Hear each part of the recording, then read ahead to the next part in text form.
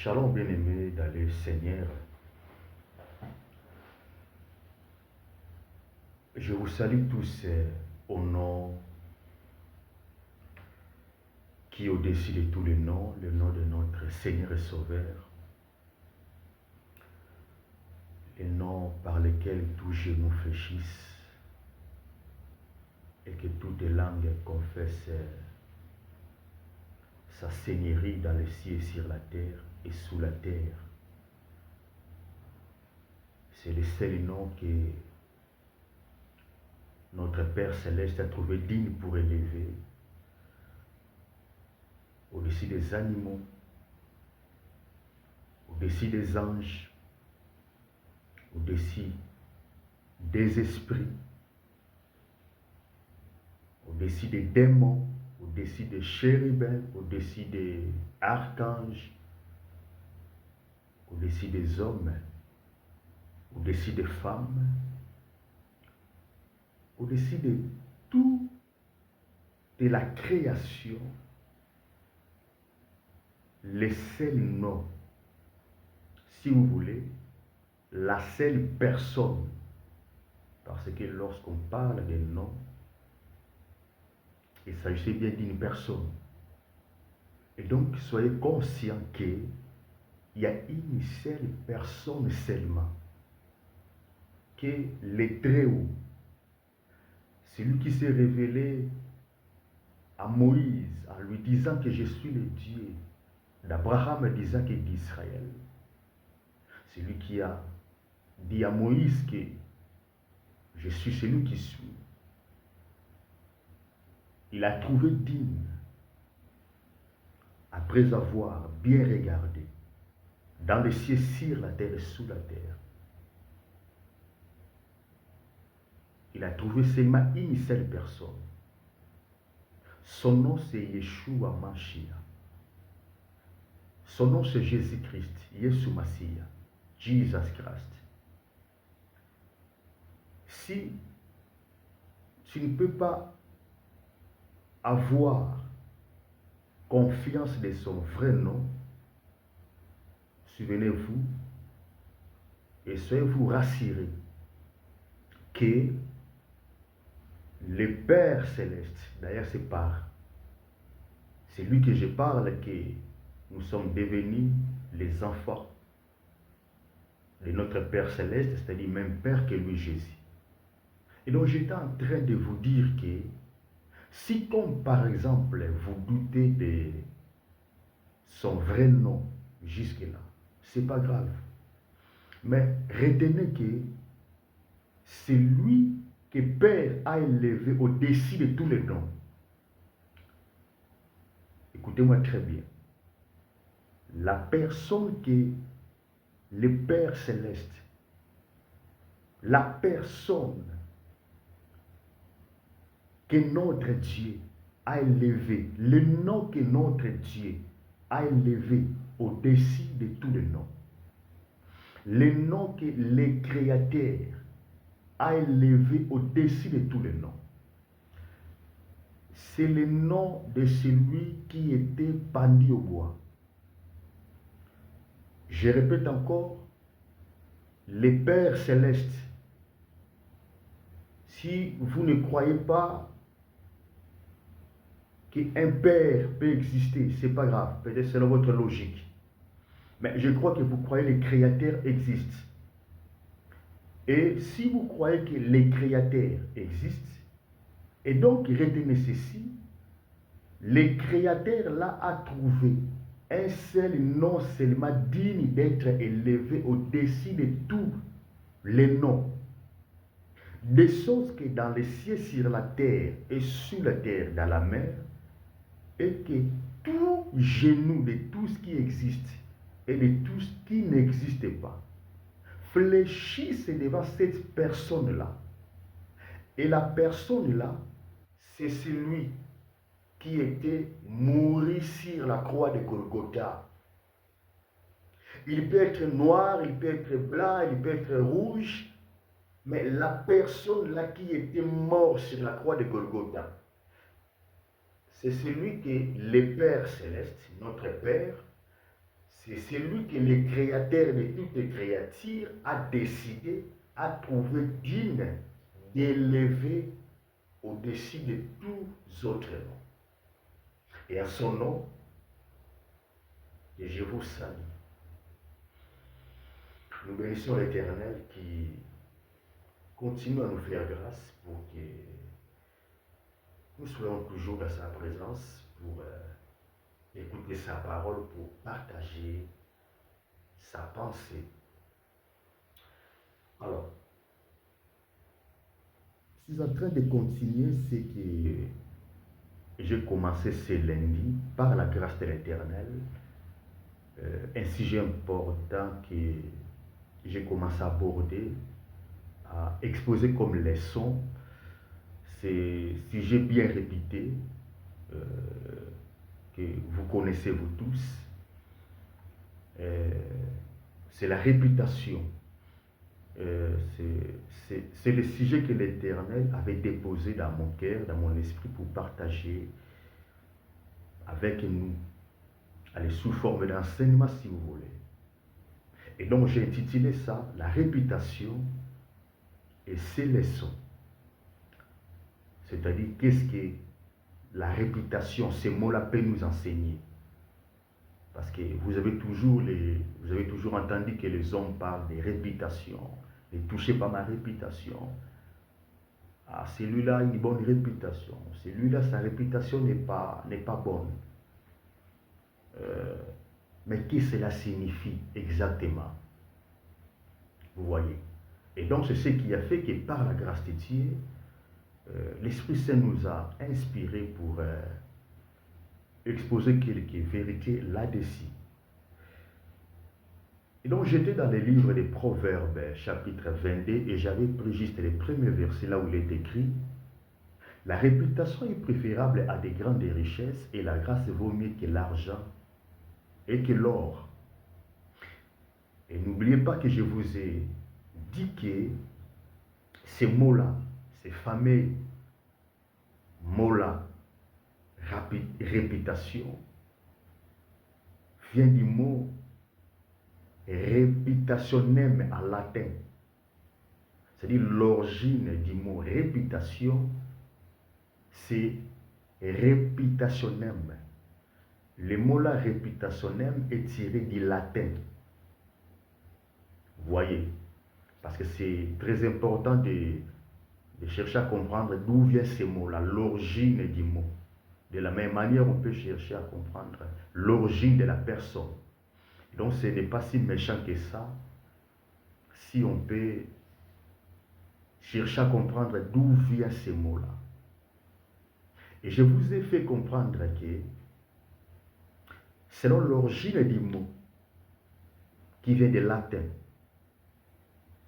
reputationem, traduit en français en réputation, en latin, lorsqu'on parle de reputationem, cela tout simplement signifie, écoutez-moi très bien, cela tout simplement signifie considération, ou la manière dont on peut percevoir une personne dans la société ou une personne. Et donc c'est important déjà de comprendre cela. La réputation, c'est en français. Mais dans l'origine du mot, c'est reputationem. Et le mot-là, reputationem, vient du latin. Ce qui veut dire la considération.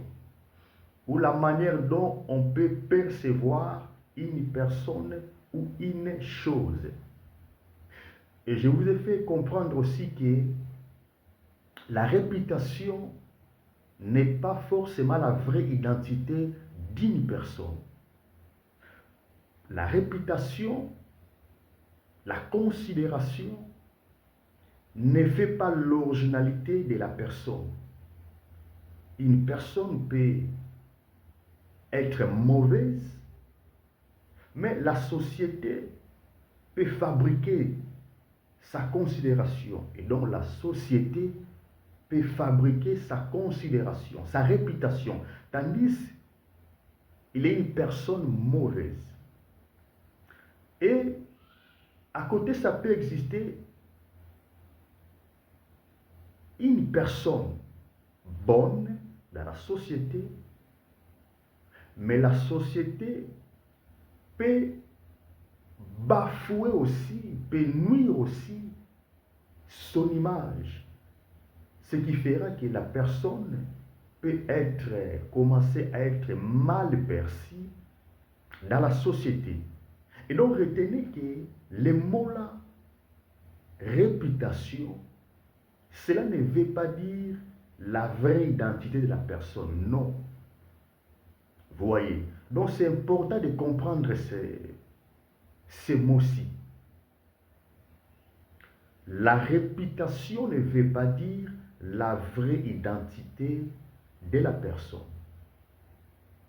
La personne peut être faux prophète, faux pasteur, faux apôtre, faux docteur, faux évangéliste, faux enfant de Dieu, faux servante de Dieu. Mais s'il a de l'argent, il peut corrompre les médias, il peut corrompre ses amis pour qu'on lui fasse un bon prophète, un bon apôtre, un bon docteur, un bon pasteur. Or, en réalité, c'est méchant.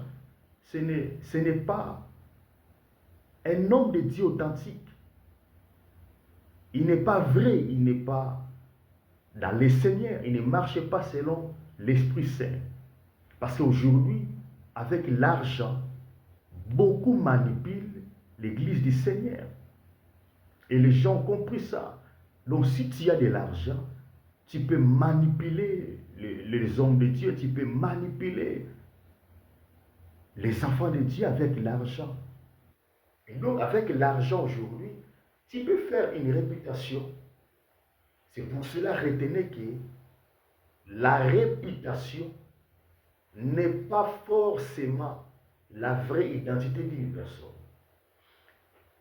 Et Dieu faisant grâce, je vous ai fait montrer que lorsque vous lisez très bien dans les Proverbes 22, dans les premiers versets, on ne nous parle pas de la bonne réputation, non.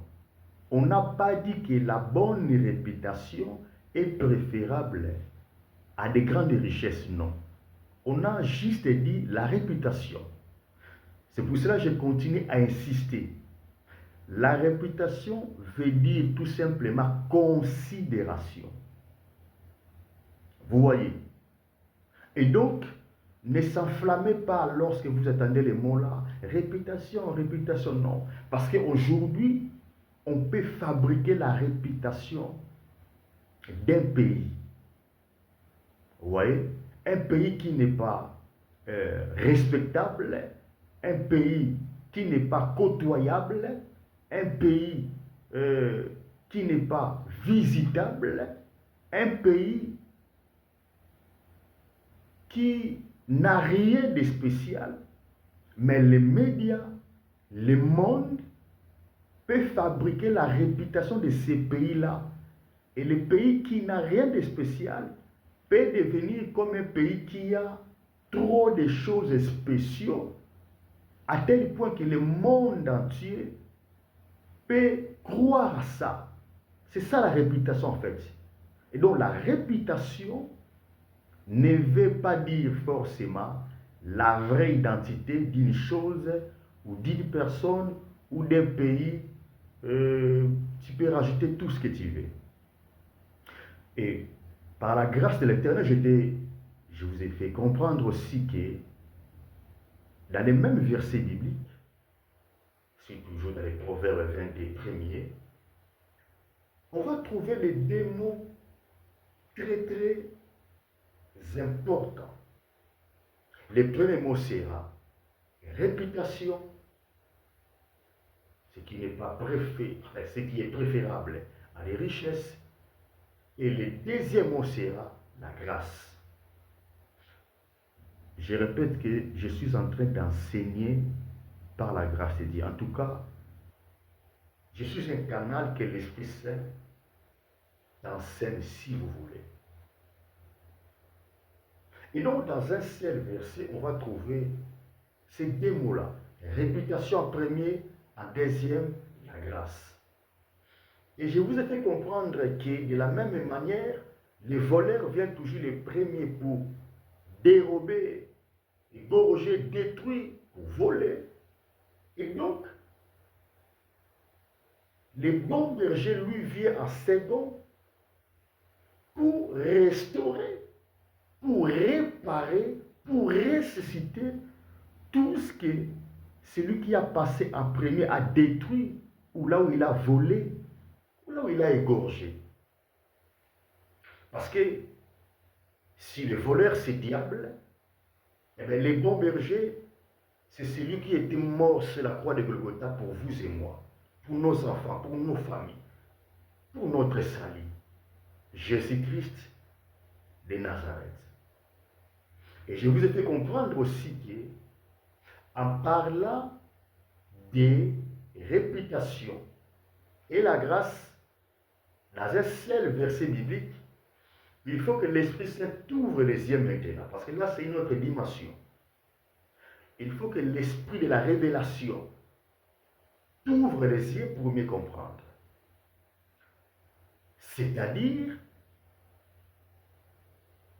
parce que la réputation, c'est un premier, la grâce, c'est un deuxième. La réputation, c'est l'effort humain. N'oublie pas. Je viens de vous dire, dans ces quelques secondes qui viennent de passer, qu'on peut fabriquer la réputation d'un pasteur. On peut fabriquer un prophète qui a de l'argent. Il peut fabriquer sa réputation. Parce qu'il a l'agenda, il a des relations, il a des gens qui le soutiennent. Vous voyez, il peut commencer à sillonner le monde entier. L'histoire de faire sa réputation. Mais en vrai, il est faux. Quand je dis il est faux, c'est-à-dire il n'y a rien de l'éternel en lui.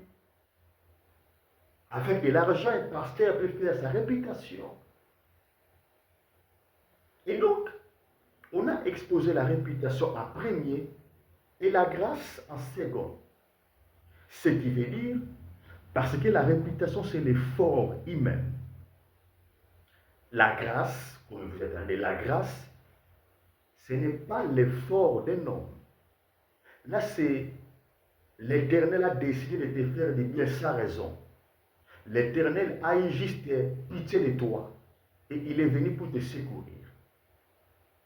Et donc, lorsque la réputation viendra des premiers pour te bannir, parce que Satan a compris que si je touche la réputation de cet homme politique, vous voyez, même dans la politique, tout le monde cherche à préserver sa réputation. Alors le diable a compris que les hommes comptent sur ça. Si je peux réussir de toucher la réputation de cet homme politique, de cette femme politique, il sera détesté dans la société. Lorsqu'un homme est politique, lorsqu'un homme est Dieu, lorsqu'un homme tout court, sa réputation, c'est-à-dire la manière dont il est perçu, considéré dans la société, est bafouée, automatiquement, il va perdre certaines crédibilités de la société. Alors, les diables comprenant cela, il peut arriver pour détruire la réputation d'un homme politique. Mais en réalité, cet homme-là ou cette femme-là n'est pas mauvaise. N'oublie pas, c'est le diable qui vient toujours pour détruire. Et donc, lorsqu'il y a un homme de Dieu, lorsqu'il y a une servante de Dieu, détruit les autres, parce que lui, il veut toujours dominer, il veut toujours être au-dessus de tout. Il veut toujours qu'il soit remarquable. Mais en détruisant les autres, il veut toujours qu'il soit considéré. Mais en faisant déconsidérer les autres, en réalité, c'est une personne qui a les semences du diable en lui. Même s'il est un grand pasteur, un grand prophète, même s'il cache les faits, même s'il peut déplacer les montagnes, parce que c'est lui qui est connu comme étant le destructeur, c'est le diable. Alors, lorsqu'une femme, elle ne peut pas être chrétienne, ou elle peut être chrétienne, lorsqu'un homme s'élève, il peut être un homme de Dieu ou pas, un prophète, évangéliste, un docteur ou pas, mais en tout cas, s'il s'élève pour détruire une autre personne. En réalité, il a les semences des diables en lui. Peut-être il est inconscient. Vous savez, lorsque le diable rentra chez Judas, jusque-là, Judas était inconscient de ce qu'il veut faire. Vous voyez.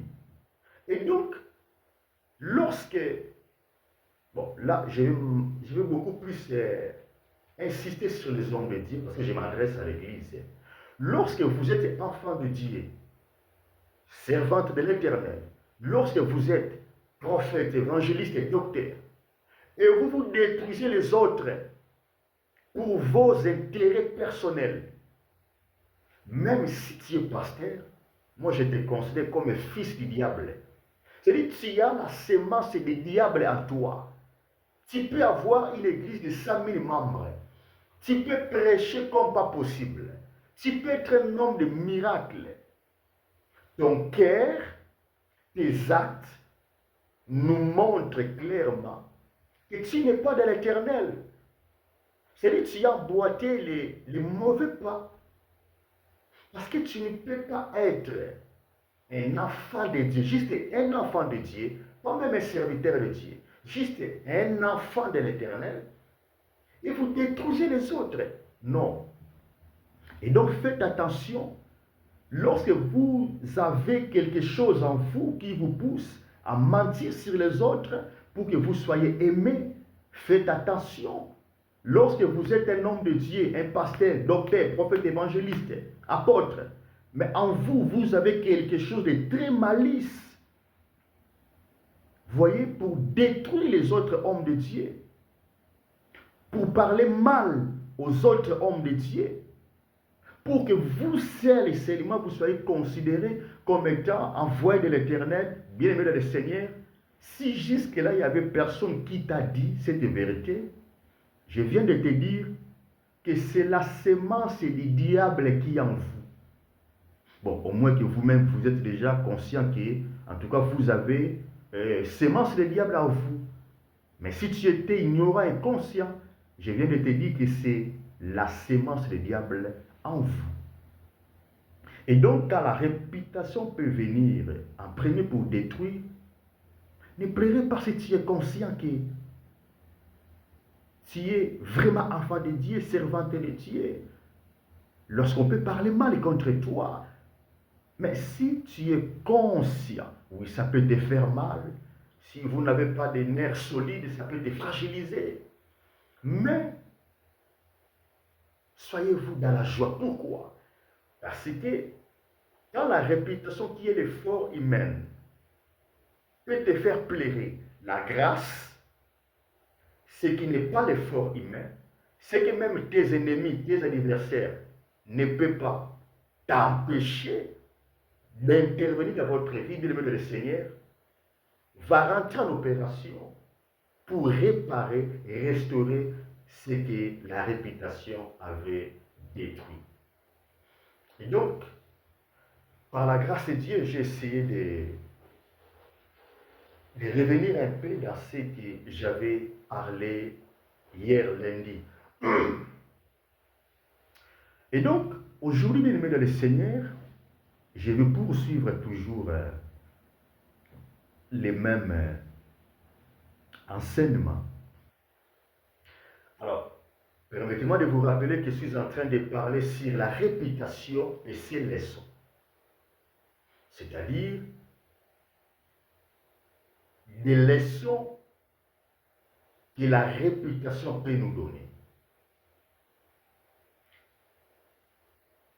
Parce que je parle de réputation, parce que nous apprenons sur la réputation.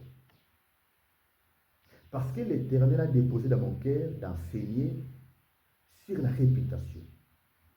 Mais quel est le but poursuivi de cet enseignement? Parce que bien aimé dans le Seigneur, derrière tout, il y a un but. Je répète encore que derrière tout, il y a un but. Quel est le but poursuivi de cet enseignement? Pourquoi je dois enseigner, pourquoi je dois parler sur ce sujet, la réputation? Quel est le but que je vais poursuivre là-dessus ou derrière ce sujet? Alors écoutez-moi très bien. Je suis toujours dans le même passage biblique, Proverbe 22, verset 1er. Le but de cet enseignement, bien aimé dans le Seigneur, c'est de savoir différencier la vraie identité d'une personne et ce que la société peut lui octroyer. Je répète encore. But de cet enseignement sur la réputation et ses leçons, le but poursuivi derrière, jusqu'à ce que nous allons arriver vendredi pour finaliser cet enseignement, le but derrière, c'est de nous faire comprendre, c'est de nous apprendre, de savoir différencier la vraie identité de la personne et ce que la société peut lui octroyer, ce que la société peut lui donner. Mon nom c'est Matondo, comme par exemple, mon nom c'est Matondo. Matondo qui veut dire juste merci, rendre grâce à l'Éternel. Matondo qui veut dire louer l'Éternel, je loue l'Éternel, je remercie l'Éternel. C'est mon nom, Matondo. Alors, jeune que j'étais, par la grâce de Dieu, je dois passer dans l'eau de baptême. Trop jeune qu'aujourd'hui. Ce qui fera que mon Père spirituel, l'Éternel, va lui inspirer. Il va m'appeler Jérémie. Alors, plus tard, quand je dois se retrouver en Angola, je vais avouer que j'ai voulu bannir ces noms-là ou ces prénoms-là de Jérémie. Parce que pour moi, je voyais, c'est comme si que ces prénoms-là m'amènent beaucoup de problèmes. Quand l'Éternel m'amena pour étudier le livre de Jérémie. Alors j'avais décidé de bannir ces prénoms-là, d'enlever ça. Un homme de Dieu va intervenir pour dire non, laisse ces prénoms, c'est lié à votre appel, appel ministériel, appel de l'Éternel. Ce qui a fait que quand je dois arriver en France, je dois laisser les prénoms-là de Jérémie. Et donc, les prénoms-là est resté pour du bon dans mon identité. C'est le même document. Les prénoms est resté. Ce qui fait que je suis Matondo Jérémie. C'est ça mon identité. Alors, le problème, c'est quoi? Bien aimé dans le Seigneur, la réputation, c'est aussi une identité. Moi, mon nom, mon identité, c'est Matondo Jérémie. Alors, si quelqu'un d'autre, comme par hasard, je ne sais pas comment on vous appelle, je ne sais pas quel est votre nom, mais disons qu'on vous appelle votre nom là, et que quelqu'un d'autre vient pour vous donner une autre identité. Bien aimé dans le Seigneur, l'identité que vous avez donnée à tes enfants, il ne faut pas qu'il y ait encore une autre personne vienne pour imposer à tes enfants une nouvelle identité. Écoutez-moi très bien. La réputation, c'est aussi l'identité d'une personne. Quand on t'appelle Matondo, c'est toi qu'on t'appelle. Alors, quand la société veut te donner une autre identité, bien aimé dans le Seigneur, vous êtes appelé à refuser cela catégoriquement. Écoutez-moi très bien. Je m'appelle Matondo Jérémie. Tu peux être pape. Tu peux être Jean-Baptiste ressuscité. Tu peux être Pierre qui a marché avec Jésus. Tu peux être tout ce que tu veux. Tu ne peux pas changer mon identité. Tu peux être tout ce que tu veux. Tu ne peux pas me donner encore une nouvelle identité. Je cherche à te dire ceci, bien-aimé dans le Seigneur. L'identité que tu as, personne n'a le droit de te voler cette identité-là.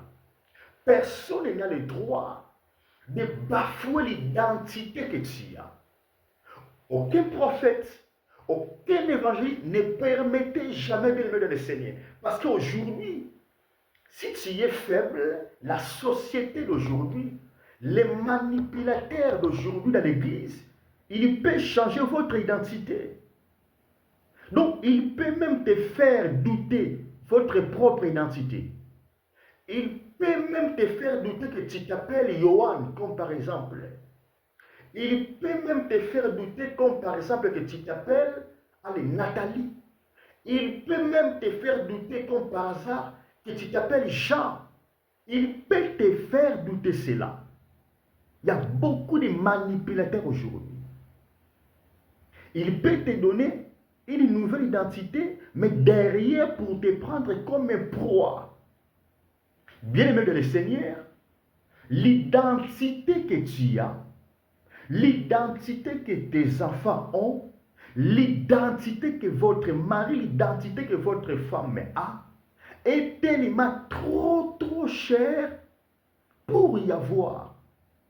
Ici, je ne parle pas de l'identité française. Ici, je ne parle pas de l'identité américaine. Je ne parle pas de nationalité américaine. Non, l'identité que vous avez là, ça coûtait la mort d'une personne sainte. L'identité que j'ai, l'identité que vous avez, ça coûtait la mort des fils de Dieu vivants. L'identité que vous avez là, l'identité que tes enfants ont, car je crois que tes enfants sont des disciples de l'Éternel. Et donc, l'identité de tes enfants, l'identité que vous avez bien aimé dans le Seigneur, prenez conscience que ça coûtait la mort de Jésus-Christ sur la croix. Pour que vous deveniez enfants de Dieu, pour que vous deveniez, je ne parle pas des serviteurs, mais pour que vous deveniez enfants de l'Éternel. Pour que vous habitez même maison avec votre Père. Pour que vous ayez l'accès d'entrer dans la chambre de votre Père. Parce que si le serviteur peut avoir des limites, mais l'enfant n'a pas de limites. Si le serviteur peut avoir les limites de s'arrêter dans les salons, vous voyez, allez, à la limite de la cuisine, mais pas dans la chambre du roi. Mais vous, vous êtes enfant de Dieu, c'est votre vraie identité. Je viens de vous dire que la réputation n'est pas votre vraie identité. Votre vraie identité, écoutez-moi très bien, vous êtes enfant de Dieu. Votre vraie identité, écoutez-moi très bien, vous êtes la fille de l'Éternel. Et pour avoir cette identité-là, ça coûtait la mort de Jésus sur la croix. C'est pour cela aujourd'hui, il y a beaucoup de religions, il y a beaucoup de gens qui ne croient pas à ce mystère que Jésus-Christ est fils de Dieu. Et pas croire à ça, bien aimé dans le Seigneur, on veut voir même nous voler l'identité d'être aussi les fils de notre Père céleste. Parce qu'un père ne peut pas traiter pareillement son serviteur avec son fils. Non, ça ne peut pas exister. Un serviteur peut avoir le salaire, un bon salaire. Mais un enfant a toujours des privilèges très élevés. Un serviteur ne peut pas devenir héritier ni héritière. C'est ce qui était le souci d'Abraham. Et donc, un fils est automatiquement héritier. Quand bien même, ça va prendre quelque temps pour qu'il devienne d'abord mature, pour qu'il ne soit pas considéré comme un esclave. C'est là qu'il est écrit dans la Bible que quand héritier est toujours comme un enfant, il est toujours considéré comme un esclave. Mais c'est-à-dire, lorsqu'un héritier va prendre conscience de qui il ne sera pas comme un esclave. Il dépendra de personne parce qu'il a eu conscience. Et donc, tu peux être héritier. Mais si tu n'as pas conscience, tu demeureras toujours comme un esclave. Mais les jours que tu prendras conscience, c'est les jours de ta délivrance. Et donc, j'étais en train de dire que notre identité, c'est l'identité céleste. Notre identité ne peut pas être achetée.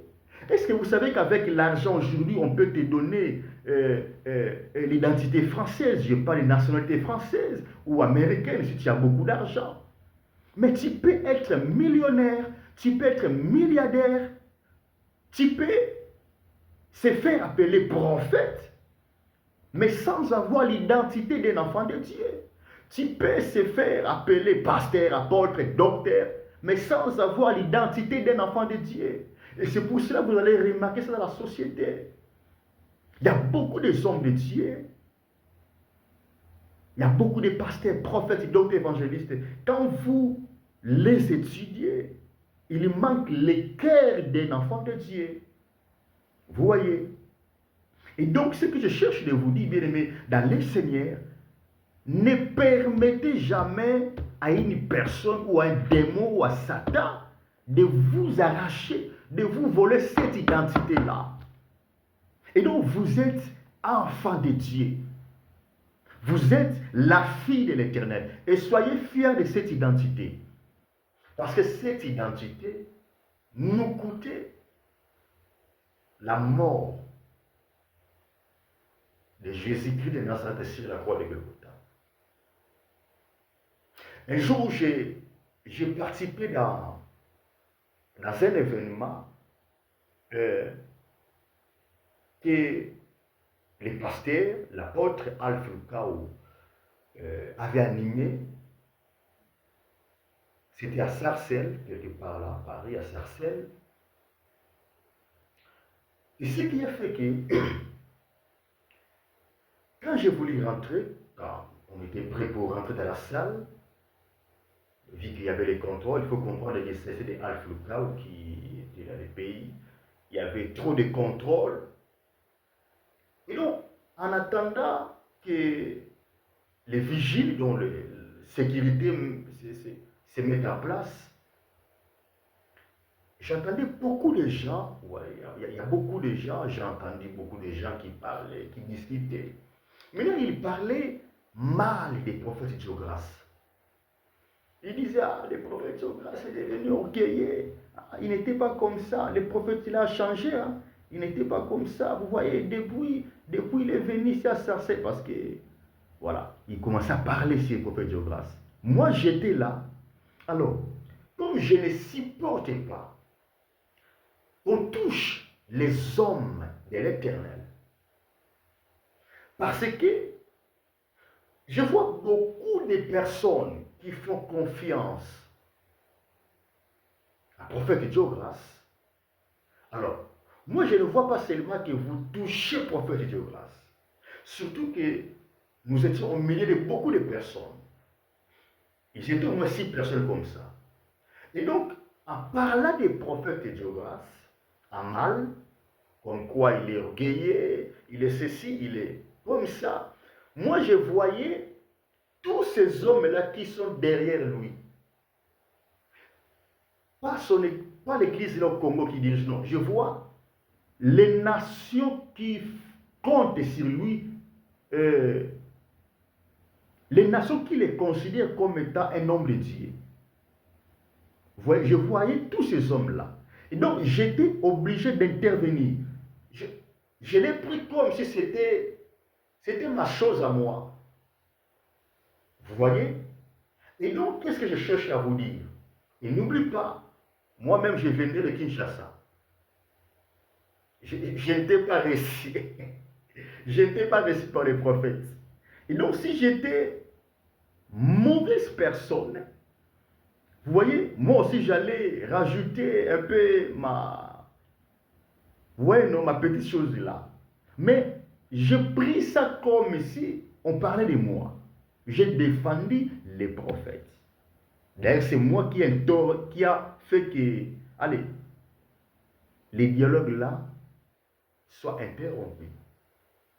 Qu'est-ce que je cherche de vous dire, bien aimé le Seigneur? La société peut te donner une réputation. La société peut te coller une réputation. Et n'oublie pas que réputation veut dire tout simplement considération. Bien aimé le Seigneur, la société peut parler de toi. Bientôt je vais terminer. La société peut parler de toi. Les hommes peuvent parler de toi. Les médias peuvent te critiquer, peuvent parler de toi. Les médias peuvent te coller des étiquettes. Les médias peuvent fabriquer une réputation contre toi. Les hommes de la Bible, ce que vous appelez les hommes de Dieu, peuvent fabriquer une réputation contre toi. Bien-aimé de le Seigneur, mais écoutez-moi très bien. Si l'Esprit de l'Éternel, si l'Esprit qui a ressuscité Jésus-Christ d'entre les morts, témoigne dans votre esprit que tu es enfant de Dieu, bien-aimé de le Seigneur, je vous invite à rejeter avec dernière énergie toutes sortes d'étiquettes que la société peut chercher à te coller. D'ailleurs, je déclare au nom de Jésus que tu n'es pas ce que le monde dit que tu es. J'insiste encore, ma sœur, mon frère, où que vous soyez, vous n'êtes pas ce que le monde dit que tu es. Tu n'es pas ce que les médias disent que tu es. Tu n'es pas ce que ta famille peut dire que tu es. Tu n'es pas ce que ton frère, ce que ta cousine, ce que ta sœur, ce que ton père, ce que ta mère peut décrire que tu es en mal. Non. Je cherche à déclarer dans votre vie que tu es bel et bien ce que l'Éternel a dit que tu es. C'est ce que tu es. Tu es celui que le Saint-Esprit a dit tu es. Ici, dans ce monde bien-aimé dans le Seigneur, ça peut arriver que tu n'as pas encore de l'argent, tu n'as pas la voiture, tu n'as pas le mariage, tu n'as pas encore des enfants. Mais tu es celui que l'Éternel dit que tu es. Tu es celui que le Saint-Esprit témoigne que tu es. Si le Saint-Esprit témoigne que tu es fils de Dieu, alors croyez que tu es fils de Dieu, même lorsque personne ne peut croire que tu es fils de Dieu. Et tu n'as pas besoin d'être fils de Dieu parce que les autres n'ont pas cru que tu es fils de Dieu. Tu n'es pas fils de Dieu parce que ton pasteur t'appelle fils de Dieu. Tu n'es pas fils de Dieu parce que c'est déclaré par un prophète évangéliste. Non, tu es fils de Dieu parce que l'Esprit de l'Éternel, l'Esprit Saint, témoigne à toi que toi tu es fils de Dieu. Et si tu n'es pas enfant de Dieu, si tu n'es pas fils de Dieu, toi-même tu le sais que tu n'es pas fils de Dieu. Parce que l'Esprit de l'Éternel témoigne en toi que tu n'es pas fils de Dieu. Tu n'as pas la nature du Père Céleste. Et donc, de tout mon cœur, je crois et je déclare que toi tu es enfant de Dieu. Tes enfants sont les disciples de l'Éternel. Ta femme, c'est enfant de Dieu. Votre mari, c'est enfant de Dieu. Même s'il continue de vivre un peu, pas comme vous souhaitez, mais je crois qu'il est enfant de Dieu. Je crois. Elle est la fille de Dieu, votre femme. Et donc, vous n'êtes pas ce que le monde dit que tu es. Non. Non, non. D'ailleurs, au nom puissant de Jésus, je refuse toutes sortes d'identités que ta famille, que le monde, que les sorciers, que les démons, que Satan, que les hommes de la Bible ont voulu te donner.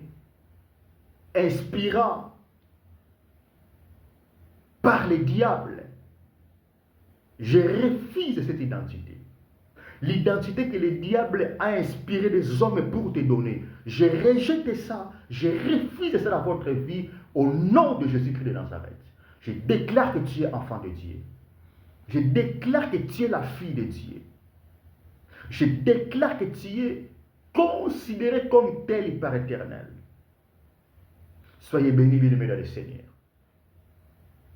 L'apôtre Matondo Jérémie. Shalom.